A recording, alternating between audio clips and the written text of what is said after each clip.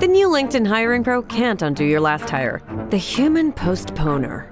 They were the master of one phrase. I'll circle back on that. But 3 months later, you were the one doing all their work and wondering how big that circle is. But LinkedIn Hiring Pro can take the hiring load off your plate by automating the hiring busy work from the initial job post to scheduling interviews. Hire right the first time with LinkedIn Hiring Pro. Post a free job today at linkedin.com/quality. Morning decisions. How about a creamy mocha frappuccino drink? Or sweet vanilla? Smooth caramel maybe? Or a white chocolate mocha? Whichever you choose, delicious coffee awaits. Find Starbucks Frappuccino drinks wherever you buy your groceries.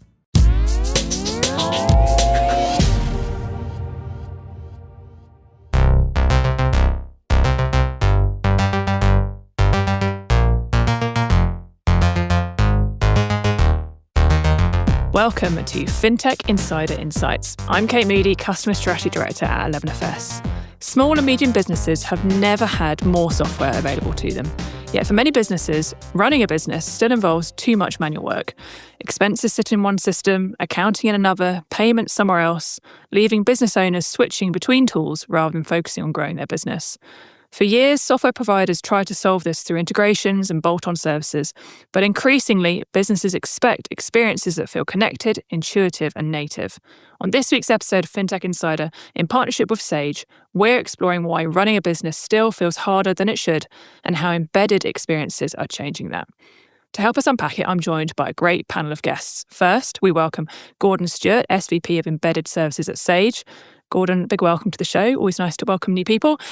Tell us a little bit about yourself and your role at Sage, please. Oh, thanks very much, Kay, and thank you for having us. So, as you said, I run our embedded services business here at Sage.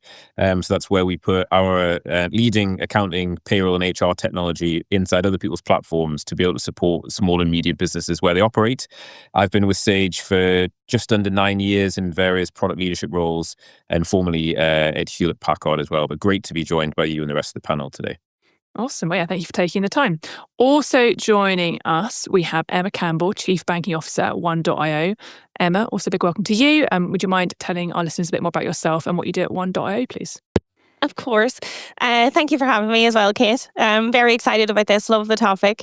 So as you said, I'm Chief Banking Officer at One. I'm also a Director of our regulated and our non-regulated core businesses and entities. Spent my entire career in banking and fintech. Kind of started out straight out of university. I was at Deutsche for just over a decade and then kind of gradually moved into the fintech space. I joined PaySafe. I was there for about 3 years. I led their global banking and embedded finance strategy. And now I'm at One.io where, as you said, I have the Chief Banking Officer title. I run all of our banking and payment network partnerships. Anything that touches any type of currency, whether that be digital or fiat, falls within my remit and within my hands. So with that obviously comes a lot of different tech stacks, a lot of different software that we use. So really excited to go through the topics for today. Awesome. Well, yeah, really excited to hear your perspectives as well. And last but absolutely not least, it's a very welcome return to the podcast for Sarah Kocianski, Fintech consultant, analyst, former 11 and just generally awesome human. So great to see you here again, Sarah. Would you remind our listeners, please, if they've forgotten who you are and what you do? Well, thank you for that very warm welcome. I don't know if there's anybody out there who doesn't know who I am at this point, but I will go over it very, very briefly. So my name's Sarah Kocianski. I'm a fintech analyst and consultant, and what that means is I work with organizations large and small to help them understand the market and the landscape in which they operate, help them understand what the opportunities look like within that landscape, and how they can best capitalize on it. Awesome. Well, yeah, excited to have such a great panel. Let's dive in. Okay, so we're going to start off, I suppose, by having a think about why business software is still creating friction rather than removing it. Businesses, it feels like at least have more software than ever before, yet many small and medium businesses, or SMBs, as we like to refer to them, would quite often argue that running a business hasn't actually become much easier. Gordon, obviously, Sage works with millions of SMBs around the world. What are you hearing firsthand from the businesses that you're serving? Yeah, so I think what we're really hearing is that you're right, that the access to technology isn't the problem. It's how it all talks to each other. We recently did a survey where we surveyed a couple of thousand businesses across Europe. And I think on average, they had 50 different applications they use to run their business, which just feels, you're right, Kate, to make that face, that feels obscene. And I think the challenge that we're hearing from both those businesses and the accountants who support them is a real challenge about how do you get that all the data within those different systems talking to each other. How do you make sure that, the accounting capabilities are seamlessly integrated with, the banking position so you can get accurate cash flow? How can you look at things in terms of, we know that businesses often have problems around getting paid on time. How can systems link together to work better to solve that problem? We know that SMBs have challenges around accessing finance to grow. I hear quite a lot of people talk about, accessing finance to, run payroll, or these aren't the problems we hear. It's all about growth. And we know for all the economies that certainly we operate in at Sage around the world that, growth is the number one thing that we're trying to drive. And because SMBs make up such a large proportion of the businesses in the economy, if we don't enable SMBs to grow, then that's a problem for all of our economies. And I think it's, it's this app switching, this kind of toggling between apps, which is the problem. And that's why we've tried to do something at Sage to solve that, is instead of forcing businesses to have another app or a different app to do their accounting or to do their tax submission, how about we just take our technology and put it in the applications that they're already using to try and solve some of these kind of pain points? Because if I have to hear another business who's struggling to, to pull all these numbers together and all this data, and spending so much time doing that, and it isn't during the 9 to 5 they're doing it. They're doing this before work. They're doing it into the late hours. And that's not why people got into running a business. They got into it to be a florist, to be a mechanic, to be a timber manufacturer, whatever their passion is. So I think it's a responsibility of kind of all technology companies, not only to provide that underlying capability, but to make sure it's fully and properly integrated and embedded together so it actually works. Yeah. Emma, what about you? How do you see kind of this problem space shaping up? Yeah, I fully agree with Gordon. There is so much software out there. I think, the world of tech has evolved so much over the last 10 to 15 years that isn't the crux of the problem. The problem that we see, and, particularly within 1.io, like we see it on a daily basis, is the disconnected software. The right hand isn't speaking to the left hand, having to, as Gordon said, toggle into, 20, 30, 40 different tools on a daily basis for your cash positions, trying to net off at the end of the day, particularly within the regulated payment space. You have safeguarding end user funds and all of that type of thing. That comes with it, reporting requirements that are far greater than we would have seen in previous years. And with that comes enhanced tools that you need to be able to complete those tasks. So it's just having everything speak to one another to make, our CFO's life easier, our treasurer's life easier, my life easier, the board's life easier is, kind of where we want to end up. And I think that is the end goal with a lot of tech and software companies now is how we make everything work seamlessly together rather than so disconnected. Yeah. Sarah, why do you think we've got to this point? Yeah, I think I have a slightly different perspective on this because broadly I agree that you kind of want everything in one place, and so you kind of have one login for everything and you can kind of, just know that that's the place you go to when you're trying to use whatever software it is related to your finances. But I do think that it kind of depends on the decision maker in question. So I was looking at some research from Visa which said that next gen, and I'm doing air quotes, decision makers, so those who are under 35, actually care less about standardization and integration and more about having a high quality tool. And when they were spoken to, they said, yeah, we'd rather have 4 different tools, each of which is the right tool for me, than a substandard tool across the board. So I think it kind of depends who you're speaking to. I think it depends the business they're in. But I think that speaks to the question you actually asked me, which is how have we got to this point? And I think it's because people who run small businesses are very, very good at spotting very specific problems that they need solving. So they're the ones who are likely to then go on and develop a tool to solve that very specific problem. But that then leaves them with 17 very specific tools. So it's got to be a balance between actually, one size fits no one. We know that. So how do you make sure that you're introducing tools that solve specific problems at a high quality, whilst also maintaining that ease of, oh my God, I've got 17 different logins. And has anybody seen that security box that generates the code? And, this one doesn't work on a Mac and that one only works on a PC. Because we've all been there, and that is incredibly frustrating. I mean, it's difficult enough to get this laptop to switch between Zoom, Teams, and Google Meets, for goodness sake. So, and I think, Sarah, if I may, I think you're totally right in terms of it definitely varies by the type of business and the type of tools that they want. And I think certainly in the research that we've done is that a lot of very small businesses do really and would actually pay more to have lots of things together in one place with a tool that they trust. But actually, if they can have the leading technology all working together rather than someone who isn't in a particular discipline building a bit of software, I think you're totally right. That can be very dangerous. But also we see that especially for the more kind of complex or kind of larger SMBs, as it were, actually like operating inside a ERP system, for example, it's almost about this: what's the system primacy and how do they all talk together? Because you're right, there is the challenge of login, there is the challenge of actually just a single process, but also it's then how does that data all kind of seamlessly come together so that your payments do reconcile into your ledger, your data is structured so that when you speak to your accountant, they're not then going through sifting through receipts and sifting through kind of all sorts of information. It's about how do we bring all that information together, as well as some of the practical logistics of the kind of toggling which we spoke about before. Yeah, I think maybe one on that too is the scalability of it. You can have 17 small different applications, that work for that one specific niche problem. And that is perfect up until a certain point where your business needs to get to that next stage. So being able to scale 17 different systems, if you're going to expand into all corners of the world, it's not feasible. But if your business and your SMB business wants to maintain in its current growth trajectory, it doesn't want to scale to all corners of the globe, then, utilizing those 17 tools makes sense. Yeah, no, absolutely. And I think, I suppose, Gordon, beyond, obviously we've talked about it being inconvenient, right? Like losing logins and stuff, but I assume there's an impact just beyond pure convenience, right?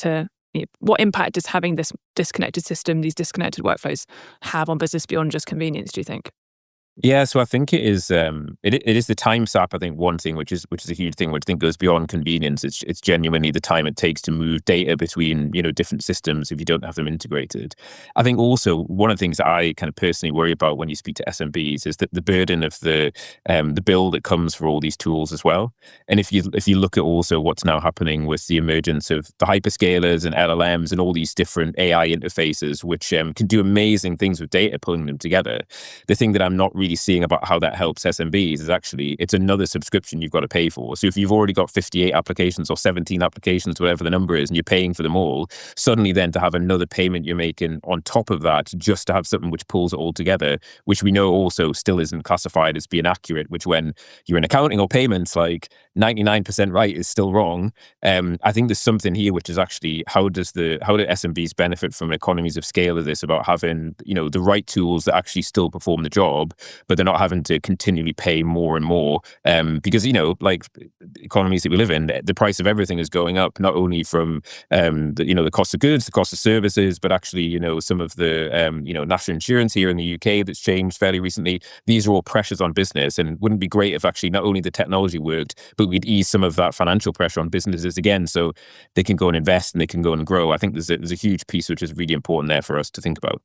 Sorry, Kate. I was just going to add to that and say that I completely agree with Gordon. I think there's a certain amount, again, of, depending on the size of the business, frustration that they're having to pay for features they don't want or need.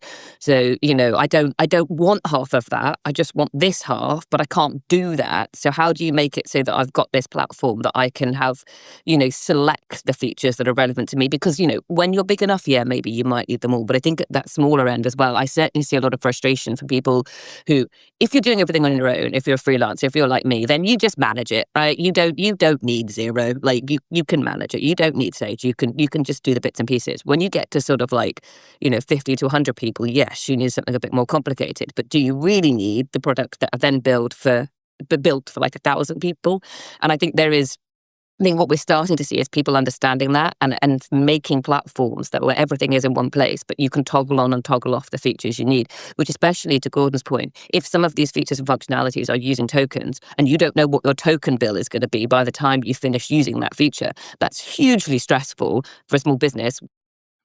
Yeah, no, I completely agree, Sarah. I think that's a really critical way of thinking about this as well. I just one thing that I feel is both a positive and a negative of where we've got to in the sector generally as well in terms of small businesses. I think we've seen a bit more of a growth or a bit more recognition of the fact that industries in different, or businesses in different industry verticals have different requirements of financial services as well. And so we've started to see kind of a growth of, sort of more industry specific, payment solutions, accounting solutions, all that sort of stuff. So again, on one hand, I think that's great because it helps these businesses, to Sarah's point, to kind of get access to like particular products that solve particular problems. But again, I wonder in terms of your point, Gordon, about growth, if that also potentially makes it harder for these businesses to pivot, to adjust, to add on, new adjacent verticals to their business. So again, I don't really have a super insightful point to it, but I wonder if that's also contributing to some of the challenges that we're seeing, where we've got so many tools, areas of great specialism, areas where we're getting loads of products that not necessarily everyone needs. It just feels like it's a really positive change, but also one that is creating maybe just as many problems as it's solving. And I think as Sarah was saying before, there is this. I speak to a lot of businesses in my role, not only businesses who are customers of Sage, but actually in the ecosystem.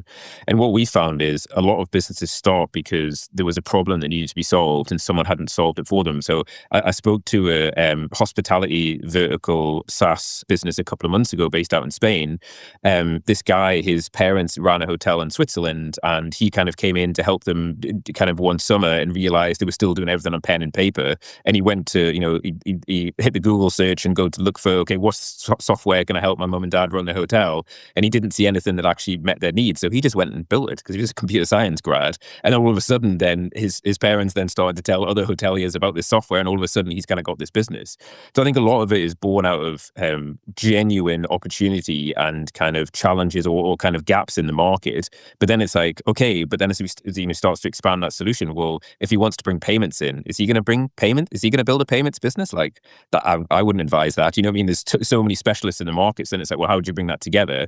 And I think this is where we're starting to see this real kind of embedded nature, which is we can have a plug-in to some of the leading payments companies, or actually you can start to embed their capabilities into your platform. You can use the power of their brand, their trust, because who's going to trust this guy is payments feature? But actually, if you've got a logo that's recognized, that then suddenly gives it the credibility, and then suddenly everything does start working together. But definitely, I see these things are born out of genuine problems in the economy that can be solved in a digital way.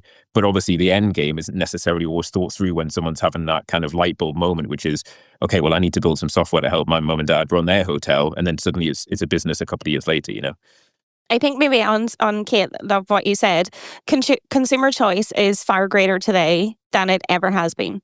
You're sitting on the tube, you're on the district line in London, and you see 10, 15 different adverts for all of the new, the consumer and retail products that are available to SMBs and for, sole traders and things like that.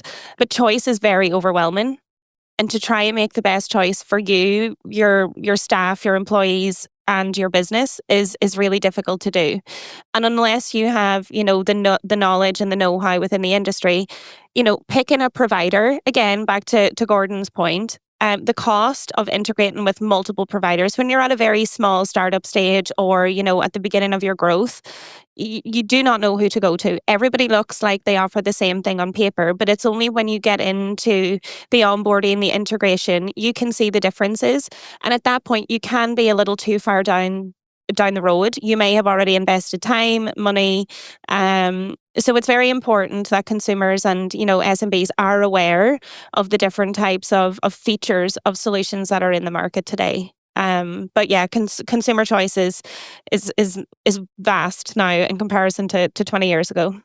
I think there's also a point to be made there about how easy it is to switch. So if you've made a wrong decision, or even if what you had when you were 10 people is now longer when you're valid when you're 50 people, because as you say, you're scaling and the solution you picked originally can't scale with you, it's incredibly difficult to move between these platforms sometimes because you're so embedded. I think people, as consumers, we're used to being able to switch, right? In the UK, the government incentivizes me to switch my bank account.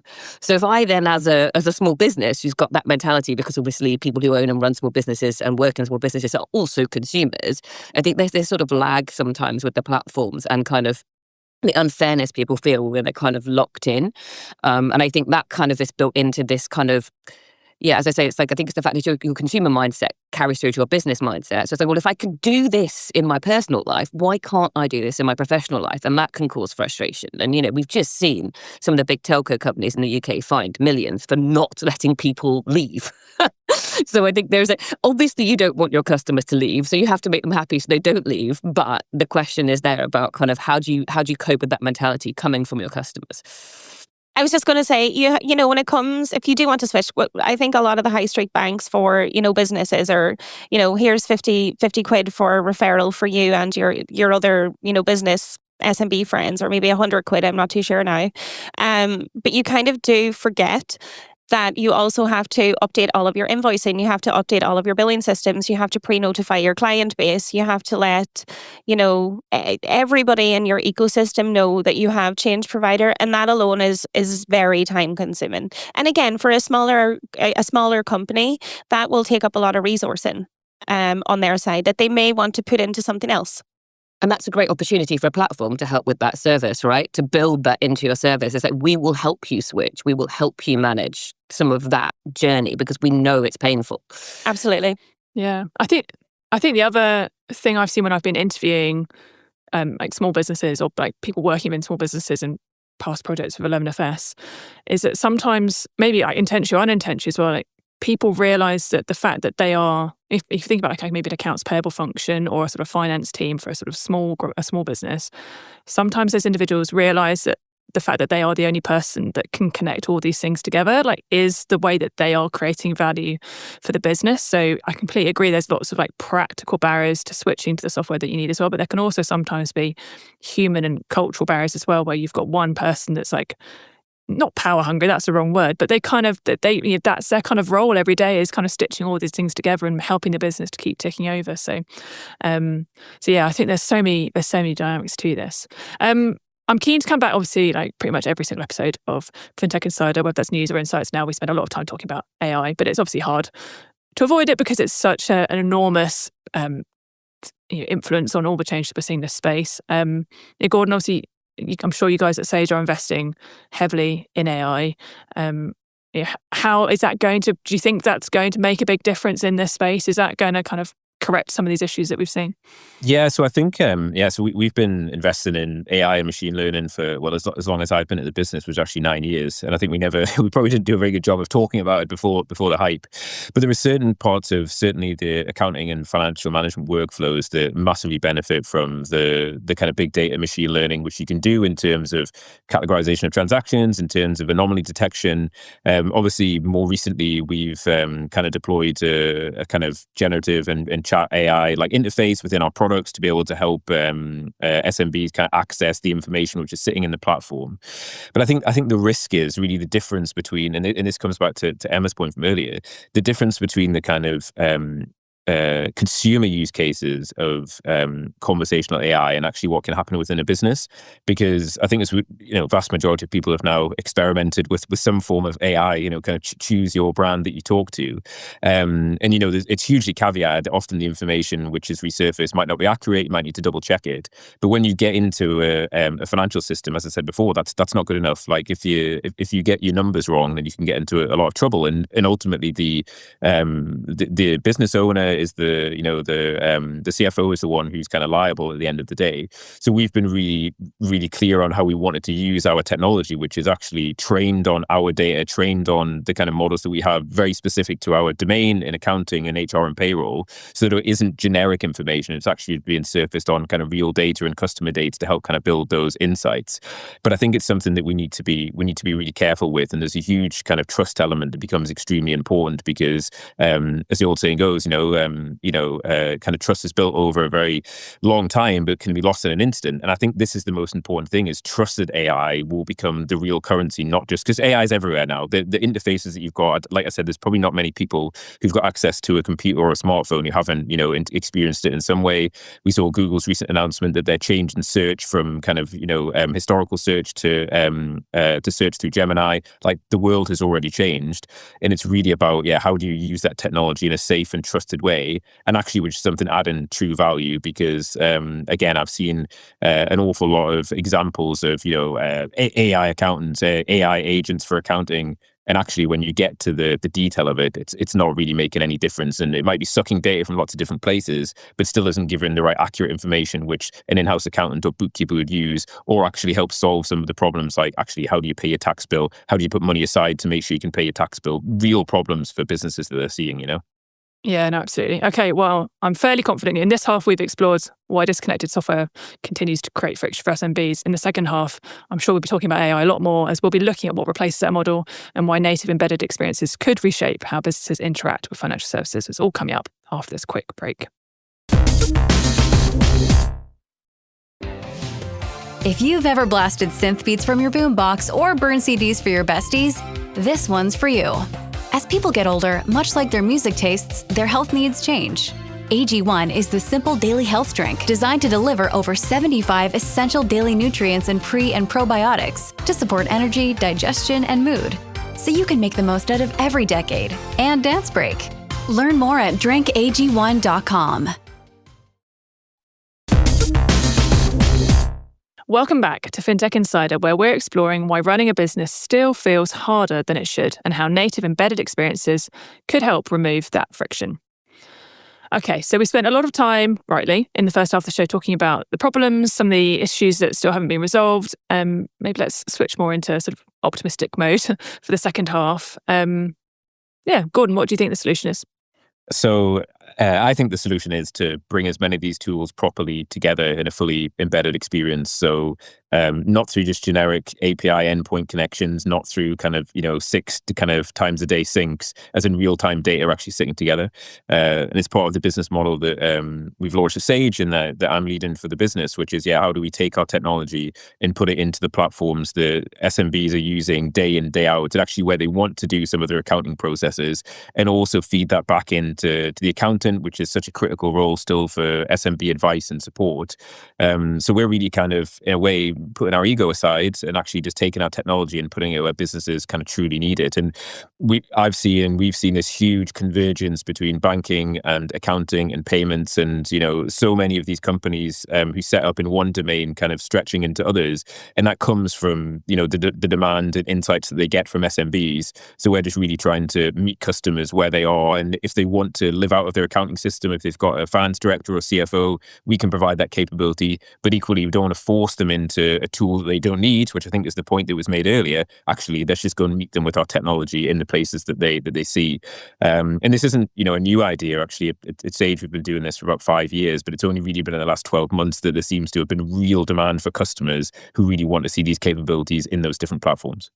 Yeah, and again, we've got quite a broad base of listeners, right? Maybe some people are quite new to financial services, and maybe I'm just wondering if we can maybe help them to really understand what the difference is between maybe like more traditional integrations and the types of embedded solutions that you're talking about. Like, have you got any sort of maybe real world examples that maybe might help make it tangible to people that aren't living and breathing this every day? Yeah, no, definitely. And I think, for a lot of SMBs, there is so much kind of data flying around. And if you think about what would usually happen from an accounting perspective is that information needs to go from your bank account, which is where your transactions are coming in, where you're getting paid in, where you're doing your payments out. All that transaction information has to, at some point, turn up with an accounting solution or with your accountant to be able to structure that data, to understand how do you do your monthly reporting, how do you know how much tax you've got to pay. And at the moment, what we often see is there is integrations between accounting software and bank accounts. And in the UK, open banking has been very helpful with allowing that data to flow. But we still see challenges around accuracy of data in terms of how is that real time, and especially for high transaction, high volume businesses. If you're doing thousands of transactions a day, if you go to a lot of trade fairs, at the end of the day, you can have a considerable amount of information which can soon kind of back up. The difference is with an embedded accounting solution is actually there is a full kind of real-time feed that transactions are automatically reconciled to a ledger. It doesn't require a CSV file to be exported. It doesn't even require a kind of integration, which often doesn't update in real time. This all happens real time, and that information can be structured. And especially when you go and speak to your accountant or tax advisor, they can then use that information without having to log into your bank account, which is obviously a very scary thing to let someone else log into your bank account, which does happen. So it really takes away around a lot of the the risk around data accuracy, but also sometimes the ineffective processes that happen when businesses are looking to get support. So it's all really about the technology genuinely living together, not just being connected at a superficial level. Sarah, what do you think? Yeah, I think it's really interesting. We've been talking about embedded finance for as long as I've been working in this industry, so 15-ish years. It's certainly been a topic, and I think what is important is that we go back to that kind of go back to basics and say, is what's being embedded being delivered at the point at which you need it, and is it being delivered in the way in which you need it? So sometimes, the classic example we see is with embedded insurance, and this is hopefully a safe topic because I'm about to tear it to pieces. But when insurance is embedded in a purchase journey, for example, and that's a very, very basic example, but is it the right insurance? It's never the right insurance. It's never personalized enough for you. It's just there as part of the purchase journey. And actually, it's a waste of everybody's time putting it in that little box, which is insure your holiday here, because it's either going to be completely irrelevant or you're going to have to give them so much extra information that what was the point embedding it in the first place? And so the point is there is definite value in embedding financial services in other customer journeys. The point is it just has to be served at a point at which the customer needs it and the point at which the customer wants it, because that's the other thing, is sometimes you get these embedded tools and products and services that appear and no, I'm trying to do something else. Can you move out of the way? And I think the other thing is that making sure people fully understand what is being embedded and how it works, because if it is embedded and it's behind the scenes, you're not approving everything that's being done. You're not you can't check every single thing that's being done, particularly with the journey that Gordon's just described. You're not going to check every transaction because it's doing it automatically in the background. There needs to be a level of transparency, because embedded can be brilliant, but if it's hidden, that's different and that's problematic. So I think it's definitely the way forward, but all those considerations when we come up whenever we talk about any kind of embedded finance, I think still apply here, because the last thing you want is for everything disappearing into a black box and for you, the business owner or the business manager, decision maker, not to understand what's happened or why it's happened, because it's happening in the background and you can't pull that information back up. So yeah, it's definitely in the right direction, but it's just all the usual caveats apply, which I've probably said 1 million times on this podcast. So sorry to anybody who's listened to me say that before. It's really important, Sarah, because you're right. It's like businesses need to know what's going on and have full transparency. And actually, it's a really good friend of mine. He worked for a kind of leading energy company, and they decided to set up his own heating and gas engineering business. And he comes and once a year he services my boiler, and we always have a good chat about his business.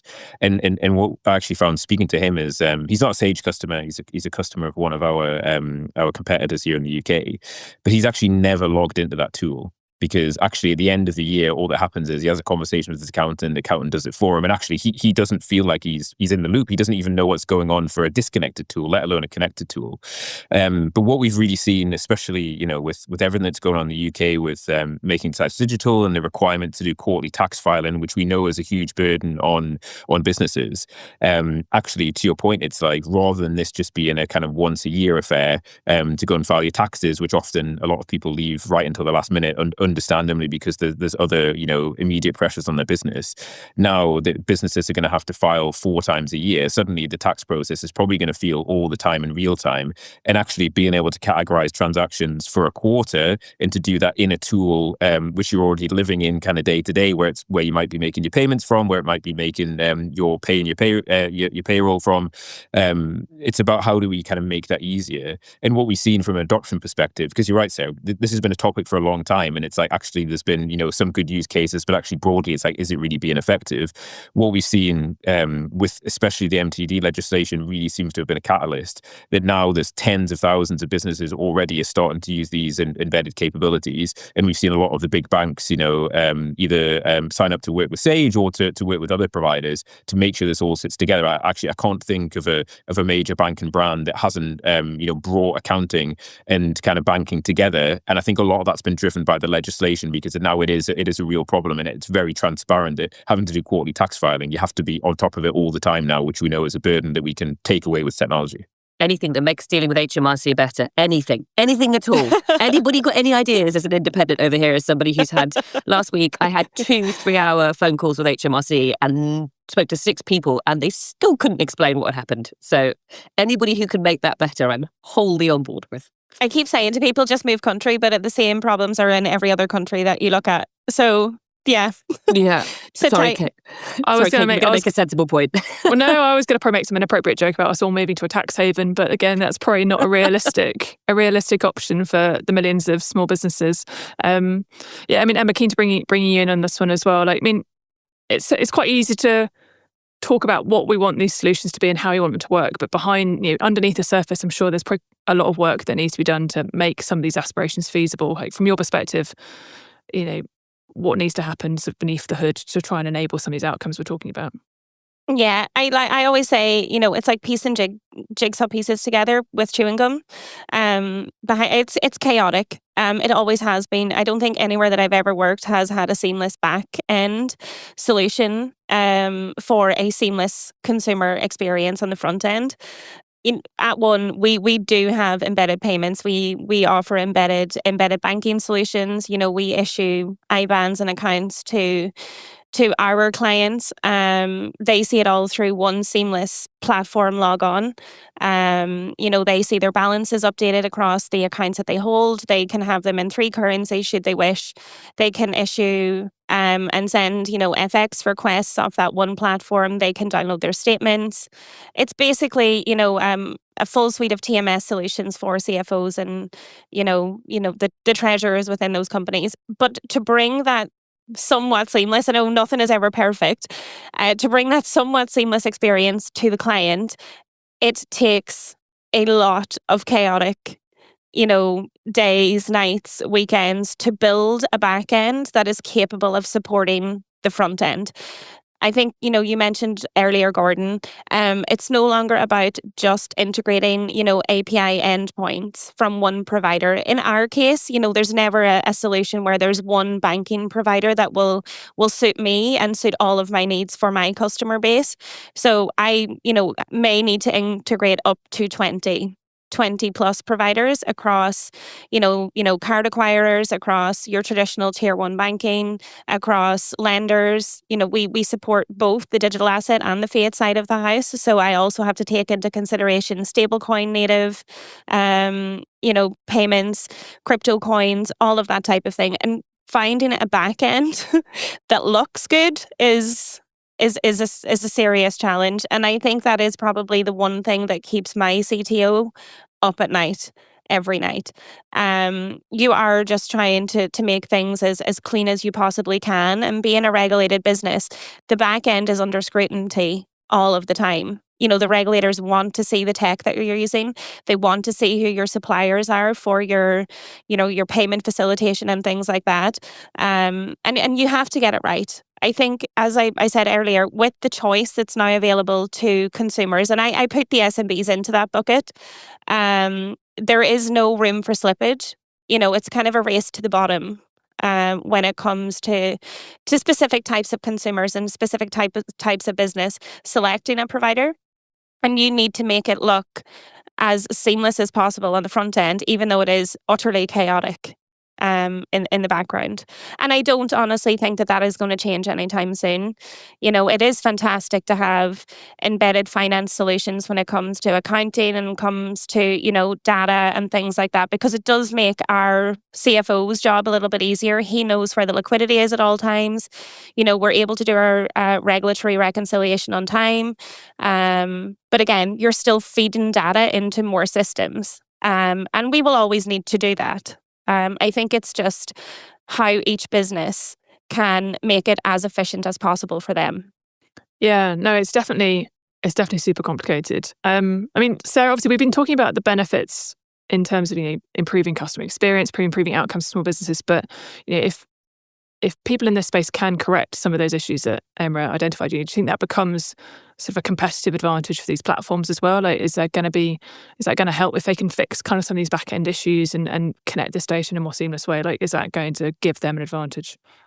Well, it's interesting. So just to go back to that visa survey I mentioned earlier, which is an international survey. It was fascinating. It had sort of businesses across Indonesia and the US and UK.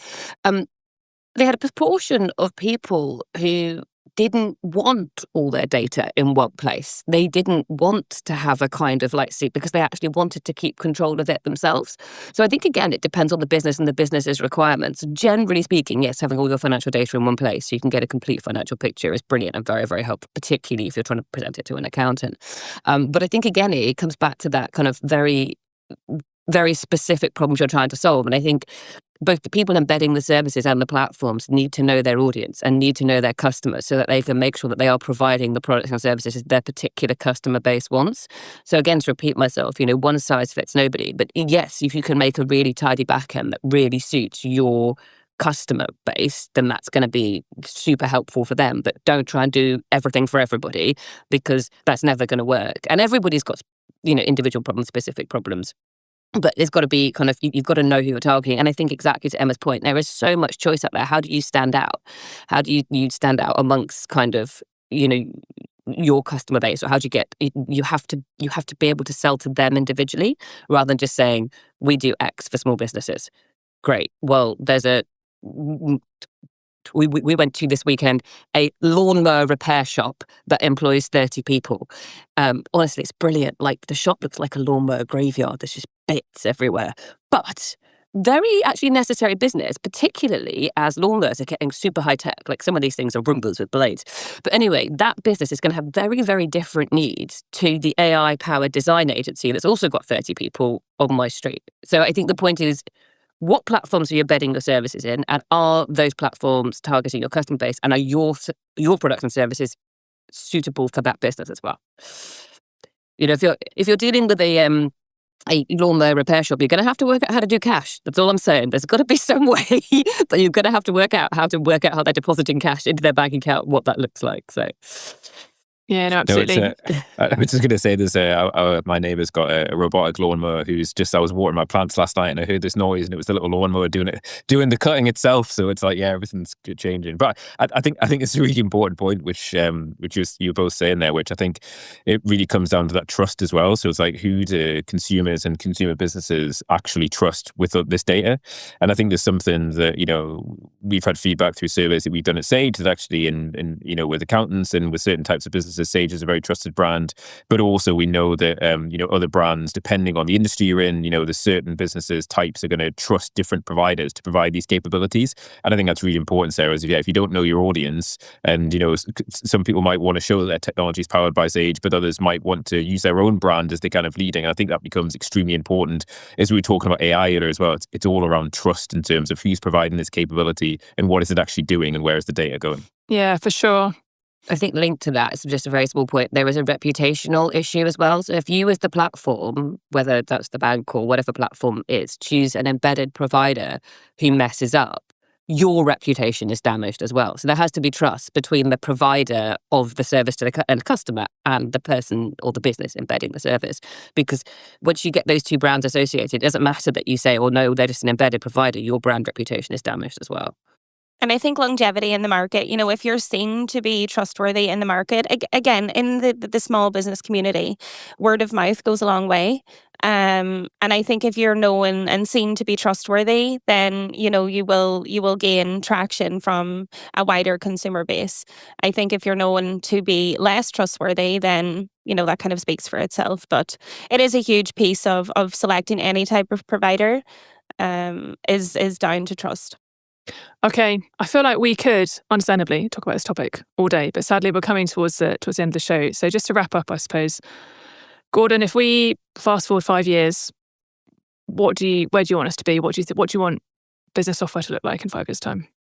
Yeah, so I think a lot of the processes that don't feel like value add to businesses become invisible. So I like the idea of a lot of accounting processes being invisible. I think when I speak to any small business that never got into business to do their accounting, they want to pay their taxes, they want to do the right thing, but they don't want to be reconciling transactions. So I think really taking away a lot of that effort is really important. But I think also it'd be these tools seamlessly working together in a way that I think a lot of technologists have envisioned, but we've not really been able to deliver. My view is in 5 years' time we'll have cracked that, and actually these systems will be talking together, and whichever primary system a business wants to use to run their business out of, or a set of tools, maybe it'll be 2, 3, 4, they're able to do that because everything will be seamlessly connected together and very well trusted that, there's no issues around data leakage or anything like that. No, I like it. Emma, what about you? What's your aspiration for the space? Yeah, I think I mentioned it, I think in my opening sentence, really, or my opening point is that, there is so much choice out there today. But having the left hand speak to the right hand and have those systems working together in a more seamless way is kind of where I hope, and you can gradually see it starting to happen, where the industry is going to get to. I think for a lot of companies, it will increase kind of their chances of new revenue streams. If you have an SMB today that, necessarily doesn't do lending or doesn't have any type of, payment solutions themselves, but is something that they have wanted to offer. And it is down to the fact that they don't have reliable data, they don't have everything in one or two places. I think that in 5, 6, 7 years will make it a lot easier for them to expand and grow their verticals as they see fit. I think now it kind of does leave you a little hand-tied. But yeah, that's definitely changing. Fingers crossed. And last word to you, Sarah. What would you like to see? I would like to see that next time I do some research on this space, I don't find companies with £50 million in turnover every year using Excel as part of their accountancy process. That is what I would like. Preach. Okay, on that note, that wraps up today's discussion. And a massive thank you to our panellists for breaking down this very important topic with me today. Thanks for taking the time to join us. Where can people find out more about you, connect with you, Gordon? So I'm prolific on LinkedIn these days. So you can search for Sage or Gordon Stuart on LinkedIn, and I'll be there. Awesome. Emma? Likewise, you can find me on LinkedIn.